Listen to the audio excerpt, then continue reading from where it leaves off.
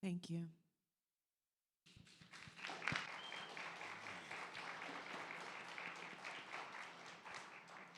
So we wanted to close out this session really just talking about what the roadmap for progress would look like.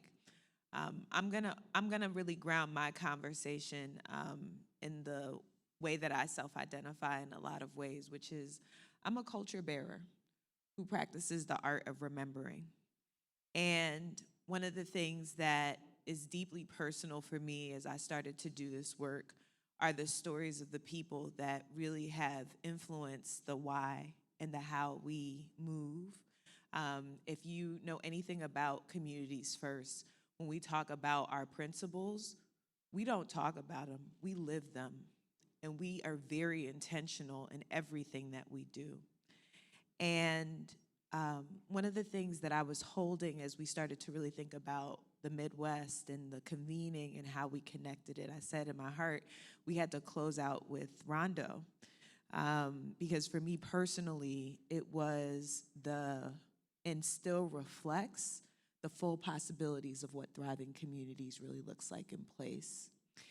And what I am holding actually is a librarian. His name was Mr. Marvin.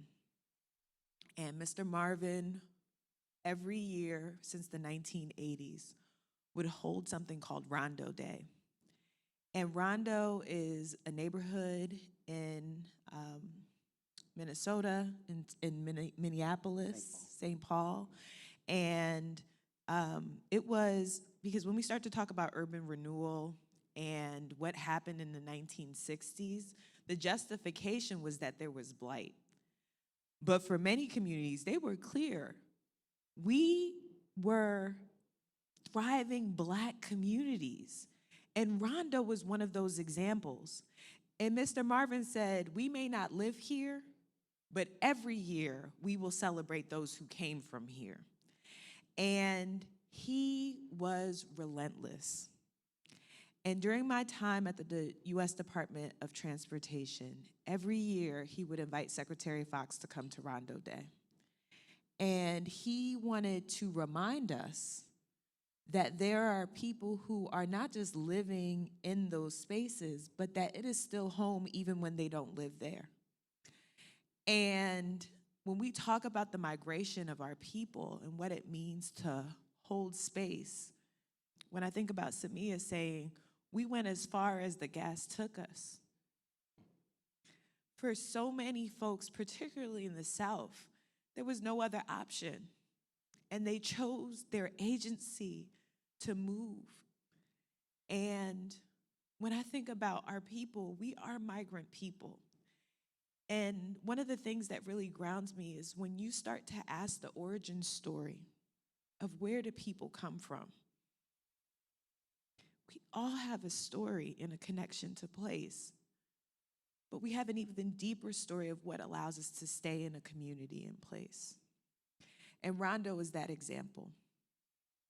And during that time, as Mr. Marvin would reach out to us in the summertime for Rondo Day, what he sparked in Secretary Fox was a reminder of his own history. During that time, in the Obama administration's second term, Secretary Fox really took on this idea around highways and the role that it had played. He talked about how he had been boxed in and that his neighborhood in Charlotte, North Carolina, really impacted his economic mobility. And what he asked for us as an agency was to move beyond our partners that we typically do grants to. And that's why we asked all of the agencies to really talk about what is your superpower? Because there are ways that you flex your dollars. There are ways that you can do the work. And Secretary Fox really invited in a conversation about what would it look like if we imagined something different. And it's beautiful now that we talk about reconnecting communities, but literally, in 2016 when we went out and did one of the first Every Place Counts design challenges, the very first 4 cities that we went to were Philadelphia, where there was a librarian. Her name was Miss Cecilia. She was an Asian American woman. She stood in front of the Vine Street, which would eventually become an expressway, to stop the bulldozers. And they physically removed her and took out her neighborhood, but she never forgot. And I remember we came back, and she was talking to the mayor, and she said, "You know what?" She's small. She was 5-something. She was like, "Let me tell you something." And another thing. And there are people in every community who hold the history of place that help to remind us the stories of our people. And when Dr. White was talking about we are remembering people, there is a somatic experience that even when we don't know, we know. Even when we don't have all the numbers, when we don't understand all of the pieces, we know. This is that moment. There are folks who came before us who have been waiting for you to step into the fullness of that power. And the thing that I was sitting with the conversation was that at every level of government, inside and outside, there is a strategy that has to be played. And during my time in the administration, one of the things that I learned very early on when I was a chief of staff for a small city, there was a woman and she used to have bees all over her desk. And her whole piece was, "I'm going to be here when you get here. And I'm going to be here when you leave. So you better be careful how you treat me." And I said, "Say less." I made it my business after that lesson that I would always make the B people my A team, because political cycles will change. But when you understand who the B people are, they're the ones who keep it going. So during the Trump era,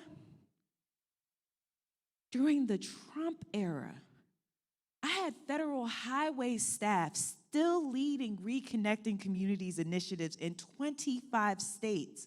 I started with 4 places: Pennsylvania, Philly, St. Paul, Minneapolis, Nashville, Spokane, Washington, because I wanted folks to see, especially when we went to Spokane, because this narrative around urban, rural, we don't play that at Communities First. There is no division. Any place that you see folks of color, poor people, low wealth communities, we are very clear about what is showing up. So we don't have that conversation. We are here for where people are most marginalized, helping to lift them up. Because when we solve for those issues, we all thrive. And so during that time, in those 4 places, what we ended up during Trump era having was 25 states thinking about how we do this work because of those B people. Many of those B people were in this room today. It was very intentional for us to ensure that we had both career staff, that you knew who to call through a political cycle that may come our way, and also the political folks who are very clear that we have an administration that is committed to an all-of-government approach around racial equity and climate. So if we don't lean into this moment, if you don't call these folks, if you don't fully lean into this power, it is a missed opportunity not just for you, but for the next generation. I want to go one more point further, and then I'm going to really take this grounded a little bit more. During that time, which honestly was actually only 5 years ago, from the time that we went to Rondo to 2021, then when they passed the first infrastructure resources, we were able to get $25 million made available for communities to then apply. We didn't have any money when we went out. And this is for the political and the career folks in the room. We had no money when we went out to reimagine what could be possible in place. But in 5 years, because we made the case, because we prioritized, because we said that this was a moment, $25 million was made available, both on the capital and the planning side, for communities to really think about how we meet. And when I think about what Rondo and Reconnect Rondo is now, Keith, as the executive director, for what was in some ways an association turned full organization in 3 years, and the elders who held the history of place, and now you all are a grantee for the U.S. Department of Transportation as a Thriving Communities, planning grant resources, and are helping to show what it means to invest in place. I just want y'all to understand what is possible when I talk about the 5 years of the bamboo. That this is a moment, and the time may seem short, but there is a roadmap for progress and possibility. So Keith, I want to open up and give it back to you, because you've played both inside of government and outside of government. As a former MDOT, DOT, state agency person, there are bureau activists who are consistently trying to figure out how you shift power. And when you find those B people, you make them part of your A team as we think about the roadmap for progress. Wow. Wow.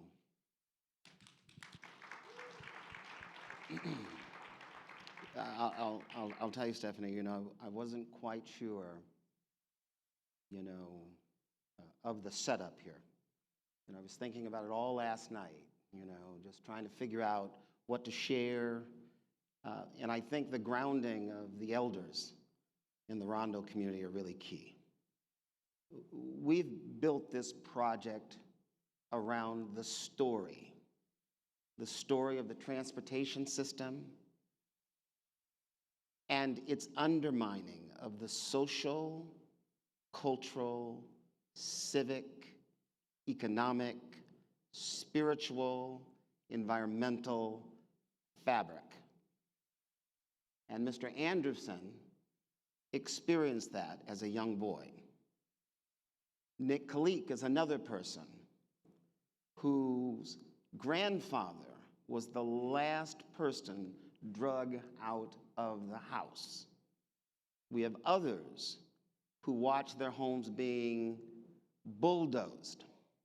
So it's a real piece. And when I listen to the history that you've just kind of laid out here, I'm reminded of Rondo Days was simply a gathering of a reunion, to be honest. It was a reunion, just asking people to come back to the neighborhood and just gather. 35 years later, it became the longest running single Black community celebration in the country before COVID hit. We haven't had one since then. But you can see the remnants of the community that exists currently. I appreciate, Benny, so much your comments as well when thinking about the arts, thinking about culture, thinking about celebration. That's really what Rondo began to kind of re-emerge over a period of time. But I think it's also important to note this. There was a central light rail corridor line going along parallel to I-94. And that central light rail corridor had no stops planned in Rondo. So it was a repeat. And I had mentioned Nick Kalik just as one individual. But Nick really was president at the time of the NAACP. And he organized people within the community to demand stops. That's 2009. So the timing of Every Place Counts that happened in 2016 only allowed for something to be ignited next. And it's really so important to recognize the seed that was planted in 2009, the seed then that was planted in 2016.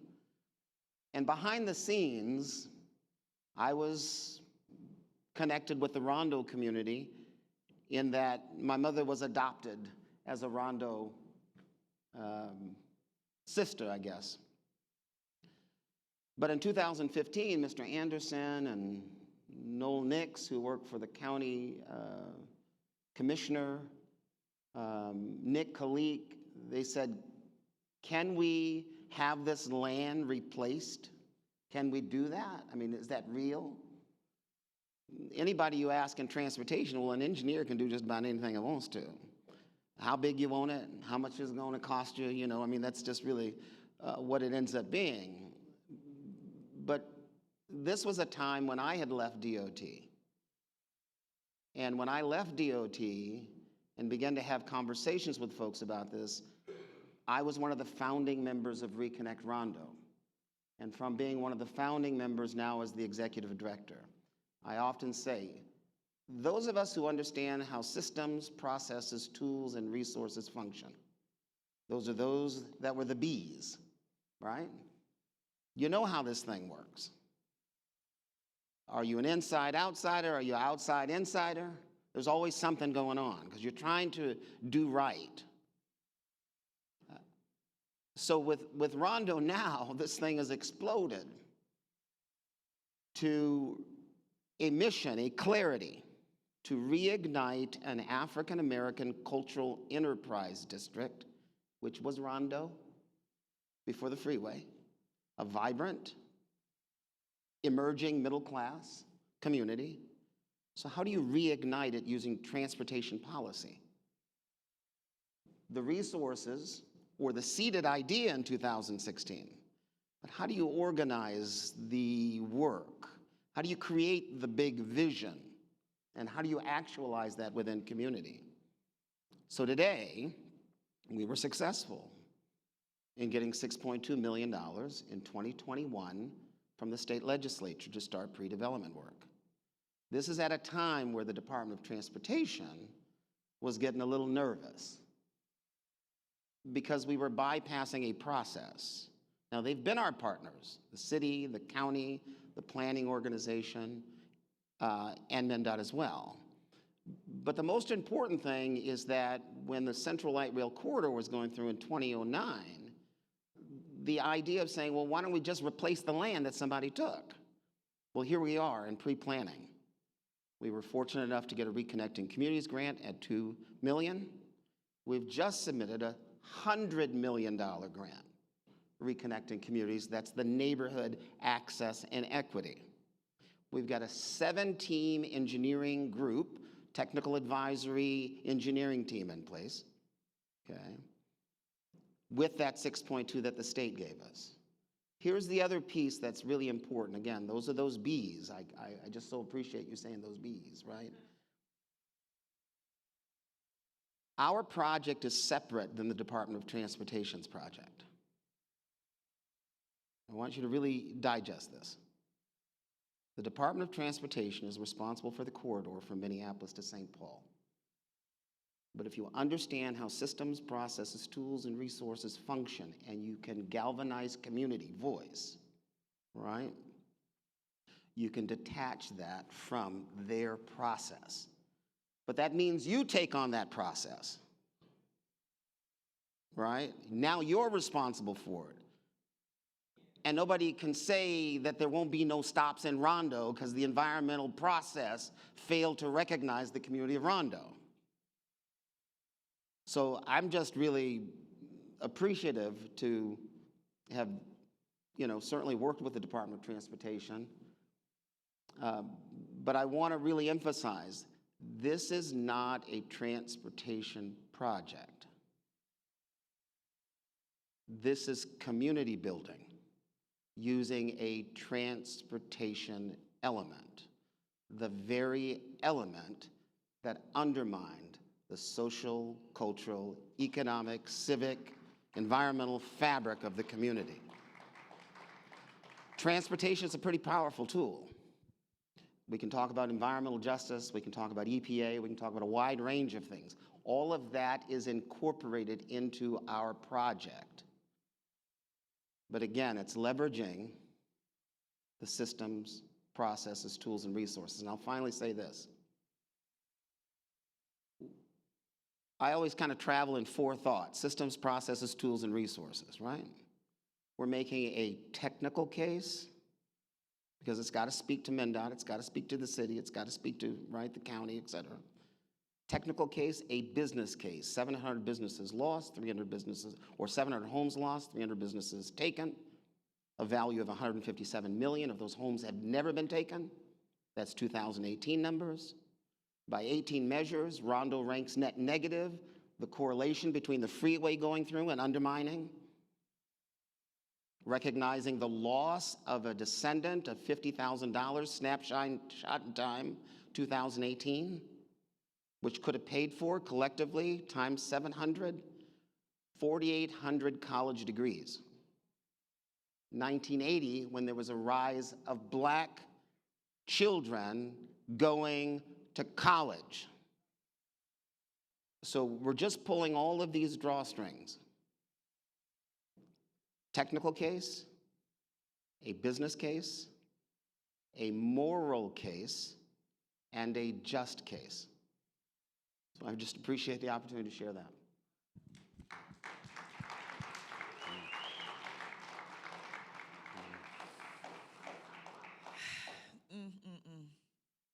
Yes. I wanted to make sure that we underscored this because I think as we think through the roadmap for progress, it's easy for us to stay in the silos. But again, for communities first, we recognize people don't live single issue lives. So wherever they enter in at, whether it's an environmental standpoint, whether it's a transportation, whether it's workforce development, let's meet our folks where they are because there are trillions that can be unlocked to serve. As a systems change strategist, I am consistently thinking about scale and impact. I'm thinking about what is the thing that I can push? Where do I create the sense of urgency? How do I allow for the tipping point of the majority to make the case to meet this moment? And, you know, Benny, I know we in the Midwest, and then I took you from the South, and I asked you to come up here, and then I was like, but I had never really heard someone really bring the spirit of place. And, you know, when we start to have these conversations, it's like, and this is why we always ground in a land acknowledgement, because we start to act like this Christopher Columbus mindset. We're discovering new places that have existed for so long, right? And we start to make these narratives around placemaking. Some of us want placekeeping, but we know we have to grow and change. But what's beautiful in all of it is when we hold the culture of place. And when I think about personally the level of investment that is gonna come through, I really also think about the loss, the cultural displacement that actually really comes at place. And I wanted you to come back on stage because I really wanted us to talk about what it means to offer, especially when we don't have the words, but we know in our being what is necessary and what the creativity of cultural workers offers us is language to have the conversations with our people in a very different way and connect with them to understand what is necessary to meet this moment. And sometimes we can try to make the moral argument, we may try to make the political argument, but this conversation in a lot of ways is really both a heart and mind for us to allow for the systems change that is necessary. And also still advocate that this is what needs to be the standard, not the exception. And so I was hoping that you could really help to close us out to really, especially because we've been spending time talking through infrastructure and you really sit more in the water space, but how we allow ourselves to really flow, right? Because especially when we are in places where we're trying to move things, if we're not actually going with the flow of the resources, we actually find ourselves really injuring ourselves because we're trying to push walls that can't be moved. And so I'm hoping that you can just close us out with a reflection of how do we really hold this? And not just let arts and culture be a thing at the top, but allow it to be our North Star for how we continue to move forward in this roadmap for progress. First of all, I want to really thank everyone for being so welcoming to me. I know I'm not from here, from the South, but I felt very connected to everybody. And I appreciate everybody who talked about the spirit that they felt in the room amongst everybody. And I also want to say that project, what you were just speaking about, to me, that is a perfect example of creative process in action. This idea of creative process as the encounter of the deeply conscious human being, the encounter of the deeply conscious human being with the world around them that results in a process where they bring something new and of value into existence. Yes, it's making something new from something old, it's creating something out of nothing, it's fleeting moments of imagination, but it is the encounter of the deeply conscious human being with the world around them, resulting in a process of bringing something new and of value into existence. You said something earlier that really resonated with me, that we are remembering people. I grew up in a really small town in South Carolina where the two man-made lakes converge, Lake Marion and Lake Moultrie, they converge. And there are still people in that town that remember when that infrastructure project came through during the Roosevelt administration, black folk being torn from their porches because that infrastructure project came through. And you can still go from my house, it's about 10 minutes away, I often would go there, and you can still see the trees protruding from the lake because they rushed the project so fast, they couldn't finish clearing everything out. People had to go. And it's usually people who are the underserved, the marginalized, people who've been pushed to the margins who suffer the most. And when you say that we're remembering people, I was recently reading a study about the function of the hippocampus in our brain. And they did this study where they asked people to recall a detailed memory, to recall a memory. And the hippocampus activated, it lit up. And then they asked people to imagine something new in the same part of the brain, the hippocampus lit up, it activated. And then they asked people who suffered from amnesia, who struggled to recall their memory, no activity in the hippocampus. Then they asked them to imagine something new, and they struggled to do that as well. So we have to be a remembering people. It's very important for us to be a remembering people, and I take the memory of those people from my own community, from so many of the communities that have endured what they've endured, the stories that I've heard from you all today, and I ask myself, how am I in relationship with that memory that it informs my encounter as a conscious human being that thrusts me into a process of bringing something new and of value into the world. In arts and culture, creativity at its core is a hammer.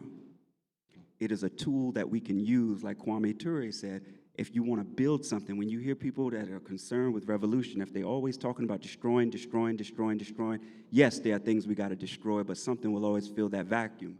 What are we going to create? We have to be concerned with creativity and the manner in which it functions, that it can allow us to bring our whole selves, our whole memories, our whole stories, our whole people with us. The last thing I'll leave you all with, I think is very important to me, two things. Maya Angelou talked about courage being the most important of all the virtues. because without that, we can't practice any of the other virtues consistently. It takes a courage to be creative. It takes a courage to do this work that so many of you all are doing. And there was a quote by this jazz artist. I love music, and it's no irony that we're in the 50th anniversary of hip-hop. It's an art form created by us in response to our encounter as young, conscious people in 1973 in the Bronx with the world around them. I believe it was Marcus Roberts who might have said, the reason jazz music is so sophisticated is because we have a spiritual need as people to create aesthetic solutions for the problems that we face as adults. These are huge challenges, and to even see up on the stage today, Department of Labor, EPA, Agriculture, can't remember every department. But to see that, it tells me the thing that arts and culture does, the things that creativity does, it reminds us that we can't do it anymore with these silos. We have to have holistic solutions. We have to have the people, we have to be in relationship, we have to be very much concerned with the encounter, and we have to, my grandma used to say, God uses the foolish things of the world to confound the wise.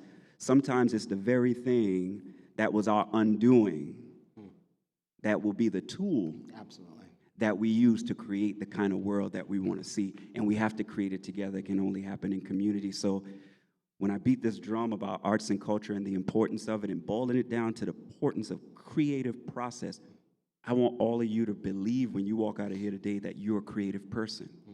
You've been creating. I've heard your stories. I've heard the things that you've been able to do under-resourced, understaffed, lacking capacity. And what you will leave here with today, hopefully, is an encounter as the conscious human beings that you are, deeply conscious.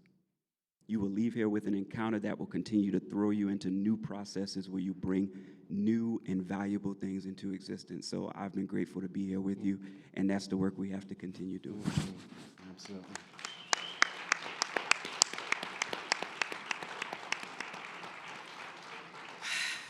So I will just close out. This was so generative. I just want to thank y'all. I want to thank you for ensuring that we closed out with soul, with heart, with the story of our people in this space, just to remind us that we have everything that we need in this moment to both mobilize for action, but move towards the progress so that we can all thrive. I want to personally close out with my why. When Helen decided that she was going to start Communities First and create the fund, I was like, that's beautiful. I think folks should get money. Yeah, they should totally get the resources that they need. But it's going to take more than that. We need TA providers. We need community-based organizations. We need funders. We needed like an alliance. We need like the network of networks. And she was like, okay, so can you help get it together? I was like, ma'am, I am, at that time, I'm 8 months pregnant. Call me after you done. Call me. I gotta do my own thing. I gotta bring life into this world. I gotta figure out a different way. And it was November when I came off of maternity leave, and she called me. But that same week, Biden signed the infrastructure bill. At this point, my daughter is 6 months, and I'm looking at her, and I'm thinking, I have to fight for her future. The magnitude of money that we are putting out, I know I won't see. I will fight for it. But if the fight that I've done the last decade is any indication, it's going to take a lot of us. And so, yeah, I will step out.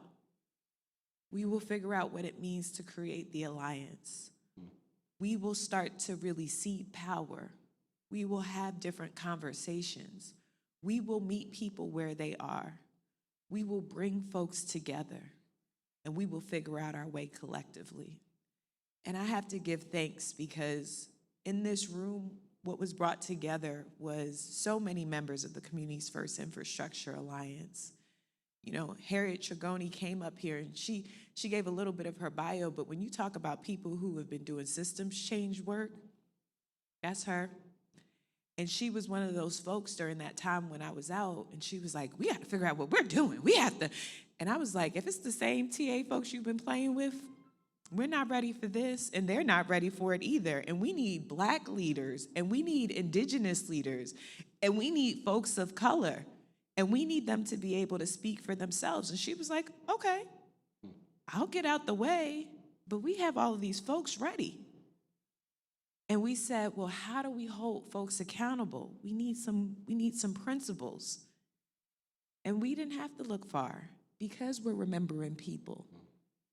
We were able to pull together the Hermes principles, the solidarity economy. We started to ask folks, what are the basic things? Because what I was holding was correction requires connection. And if we don't have any relationship, we can't even really have the conversation. And so a bit of what happened today over these last 2 days was to ensure that you all had the connections. Communities First is not going to exist in 3 years. There's no need for us to. Because if we do our work right, you will have the tools. You will be connected to the funders. You will know how to access and navigate government. You will understand the money. And you will have the relationships that regardless of what the political winds may be, who's president next year, what money is made available, we can live in a world where we all thrive. So with that, I just want to thank you for the time that you've given, and I want to thank you for all that you are going to get ready to do to ensure that we live in a world where we all thrive. Thank you.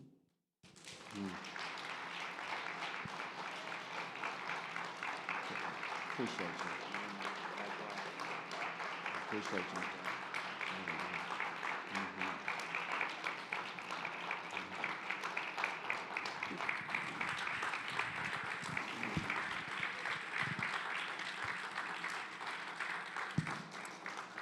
Ashe. So no convening can happen without the thanks of partners. We were very intentional to make sure that we didn't just show up in a room, that we could all collectively come into the room. So I just want to make sure that I give thanks to our regional partners who will be here when we continue on to the next region. But we won't disappear on you. But know that you really honestly have the tools now to be able to move. So I want to thank Blacks and Greens, Black and Green, Naomi Davis, but the whole entire big team. I want to thank the Environmental Health Watch. I want to thank Black environmental leaders. I want to thank REAMP.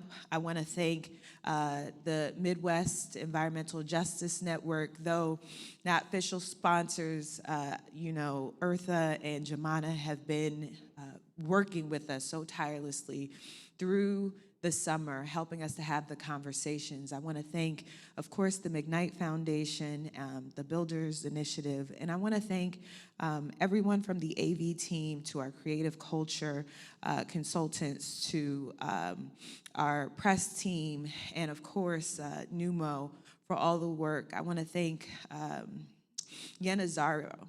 I know y'all don't know what graphic illustrations typically look like, but there's something beautiful about seeing the visualization of words on a screen. All of the resources that have been shared will be put back out.